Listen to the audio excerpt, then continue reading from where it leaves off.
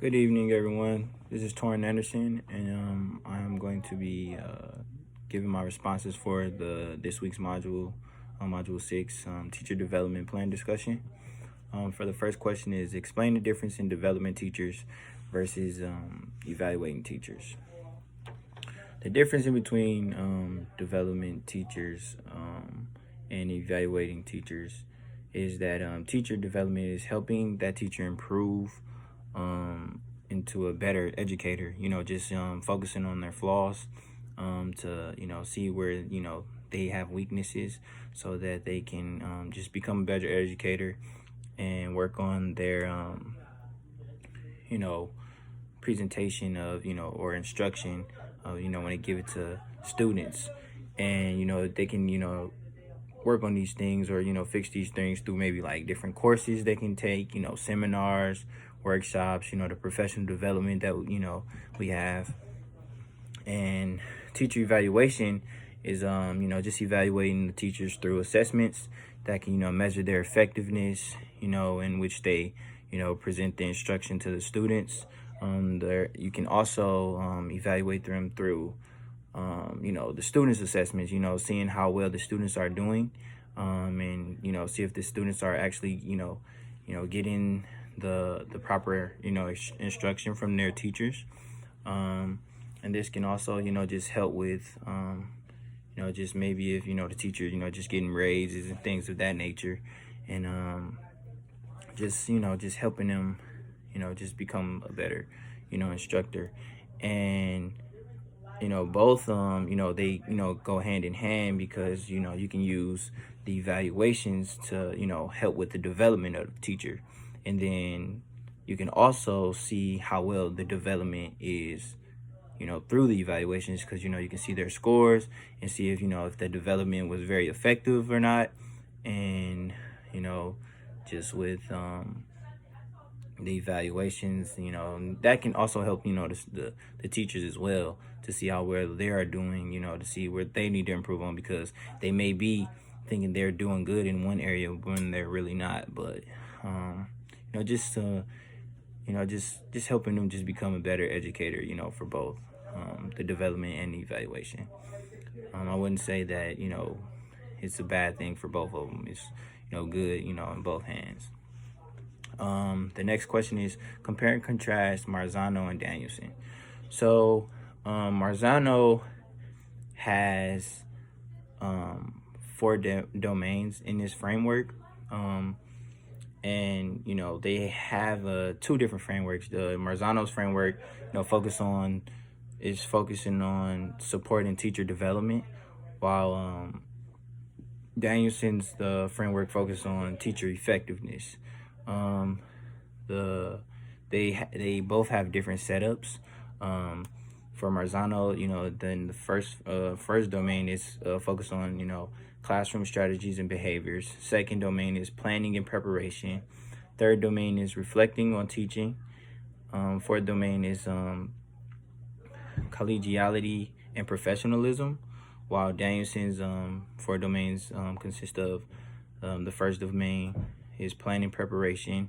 The second is classroom environment. Third is instruction and professional responsibilities. Danielson, evaluates using a 4-point scale, while Marzano uses a 5-point scale.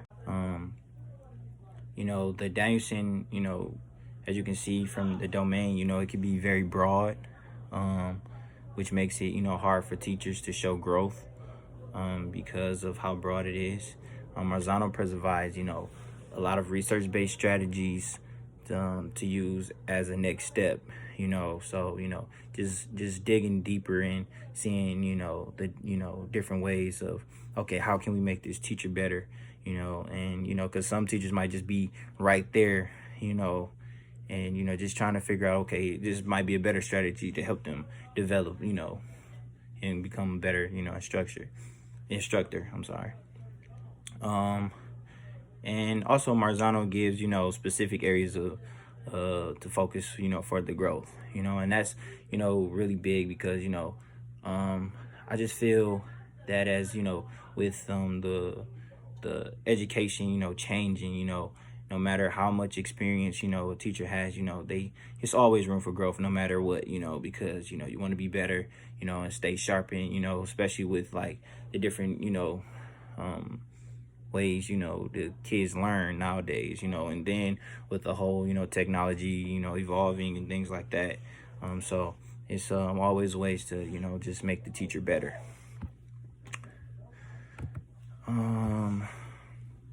What are your, no, I'm sorry. Which do you think would be best for the teacher development and why? I would definitely say Marzano, just because it's not broad and like I said, it just helps, gives the teacher support and, just helping them develop and, grow. And like I said, it's just the purpose of just continuing to help them grow and, making it better for the students, because the teacher also has to learn, with the students, so it's just be like a collective thing. They're teaching the students, but they also have to learn so that they are on the same page and, are sharpened, to make sure the students are getting the most effective, instruction as possible. What are your thoughts as it relates to developing versus evaluating teachers and people? How is this different from how we interact with students? How is the connected to our discussion around grading? So my thoughts is like, just developing, is just more so just growth. Like I said, then that's the biggest thing. I'm going to keep saying that. Like it's always room for growth, and people, have to understand that you can't really develop, without growth. You have to figure out what ways you can, improve yourself and improve, what you're doing with instruction. And then the evaluating part, it just helps with the growth, because you can, look at your evaluation like, okay, I need to, work on this area. I need to focus on this area. I'm stronger in this area. So, just helping you, just continue to help yourself grow. And, it also helps with, the effectiveness of like how teachers, students, your interaction with the students, because, if you can measure your own growth and, see, how you're doing, that just makes it even better of, being able to evaluate the students and, their growth. And, grading, because not always, grading isn't always like, the scores is not always effective in my opinion, because, there are times, kids may understand, or even, everybody in general, just, they may understand it, but grades don't always show, how well they, get the instruction or whatever they're trying to develop. It's not really always a good, idea or a good way to, show them how well they develop something, or, it's not really a good evaluation or display of how well, a person knows something, because, it just brings me back to like the assessments with, okay, kids who do well within school, their grades, they have a high GPA. And then, when they take the SAT or ACT test, they're, they don't score that high. And, it just doesn't, make, to me, doesn't make sense. Because like, as a coach, I did some recruiting, and, it was one kid I had, and he, had like a 2.7 GPA, but he scored a 30 on his ACT. And, it's just not, sometimes it's just, people don't, just, to me, in my opinion, sometimes, they might not been feeling well, that day, you never know. So, it's just, sometimes evaluations can, be kind of tricky. So that's my opinion. I hope I answered that correctly. but you know, connected to our discussion. Yeah, so that's it. Hope you guys enjoyed. Have a great night.